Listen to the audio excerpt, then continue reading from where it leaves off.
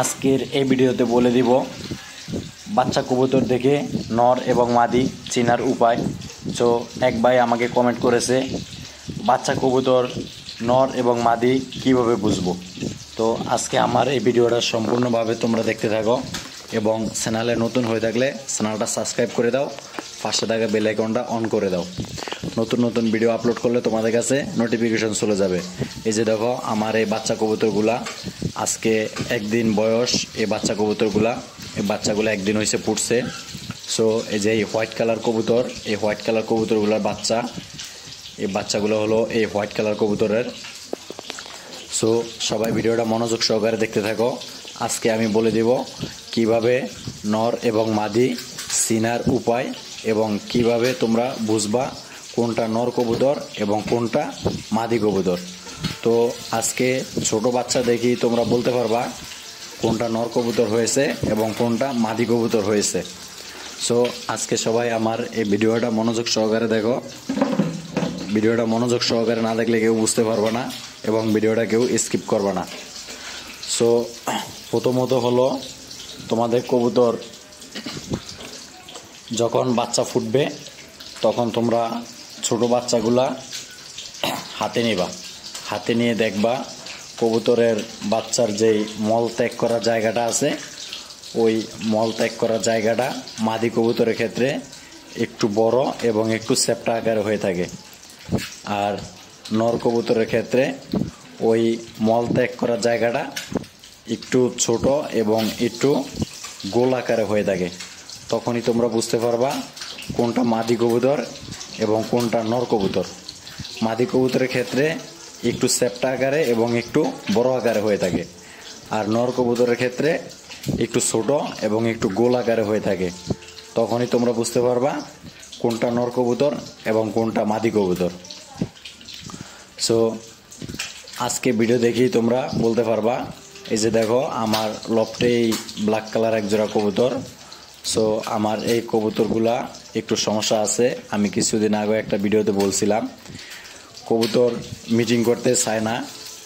নর কবুতর এবং মাদি কবুতর, নর কবুতর মিটিং করতে ইচ্ছুক হলে মাদি কবুতর মিটিং করতে ইচ্ছুক না, মাদি কবুতর মিটিং করতে ইচ্ছুক হলে নর কবুতর মিটিং করতে ইচ্ছুক হয় না। কেন হয় না আজকে আমার এই ভিডিও দেখে তোমরা এই সমস্যাটাও সমাধান পাবা। আশা করি আমার মতো 100% সমাধান পাবা। তো আমার এই কবুতরগুলা একই সমস্যা, মাদি কবুতরটা মিটিং করতে চায় না, নর কবুতর মিটিং করতে চায়। সো আমি এই কবুতরগুলার ট্রিটমেন্ট নিতে আসি। আলহামদুলিল্লাহ 1 সপ্তাহের ভিতরে আমার কবুতরগুলা ভালো হয়ে যাবে। আমার মাদি কবুতরটা মিটিং করতে চায় না, আমার নর কবুতরটা মিটিং করতে ইচ্ছুক হয়। তো তোমাদের লফটে যদি এই ধরনের কোনো সমস্যা হয়ে থাকে তোমরাও আমার মতো এইভাবে ট্রিটমেন্ট নিতে পারবা। তো যখনই দেখবা নর কবুতর মিটিং করতে ইচ্ছুক, মাদি কবুতরটা মিটিং করতে ইচ্ছুক না, তখনই তোমরা মাদি কবুতরটারে দোকান থেকে কট লিভার এনে দৈনিক একটা করে কট লিভার খাওয়াইবা। এবং নর কবুতর যদি মিটিং করতে ইচ্ছুক না হয় তখন নর কবুতরের ক্ষেত্রে দোকানে ফার্মেসিতে যে ই ক্যাপ পাওয়া যায় 400 ml ই ক্যাপ, নর কবুতরের ক্ষেত্রে একটা করে দৈনিক ই ক্যাপ খাওয়াই দেবা এবং দুটোই আলাদা খাঁচাতে বেঁধে রাখবা। নরের সাথে মাদি কবুতর মিটিং করতে দিবা না এবং মাদি কবুতরের সাথে নর কবুতরটা তখন ট্রিটমেন্ট চলা অবস্থায় একসাথে মিটিং করতে দিবা না, একসাথে থাকতে দিবা না। তখনই তোমাদের ট্রিটমেন্টটা সফলভাবে তোমরা উপকার পাবা এবং তোমাদের লফটে কবুতরের ডিম বাচ্চা আর মিস হবে না। সো আমার এই হোয়াইট কালার কবুতরগুলোরও একসময় সমস্যা ছিল। এই ডিম বাচ্চা দেওয়ার আগে দিয়ে আমি ট্রিটমেন্ট করছি, মাশাল্লাহ এখন আমার ডিম বাচ্চাগুলো খুবই ভালো হয়েছে। ডিম বাচ্চা এখন আর মিথ্যা না। আমার এই যে ব্ল্যাক কালার কবুতরগুলা, এই কবুতরগুলোরও একই সমস্যা। এই যে আমার মাদি কবুতরটা মিটিং করতে চায় না, কিন্তু নর কবুতরটা মিটিং করতে চায়। এই জন্য আমি মাদি কবুতরটারে আলাদা একটা খাঁচাতে বেঁধে রেখে কট লিভার খাওয়াইতে আসি। তো তোমরাও এ ধরনের সমস্যা হলে তোমরা আলাদা একটা খাঁচাতে বেঁধে রেখে 1 সপ্তাহ পরিমাণ বেঁধে রেখে তোমরা 1 সপ্তাহ ট্রিটমেন্ট নিবা আলাদাভাবে।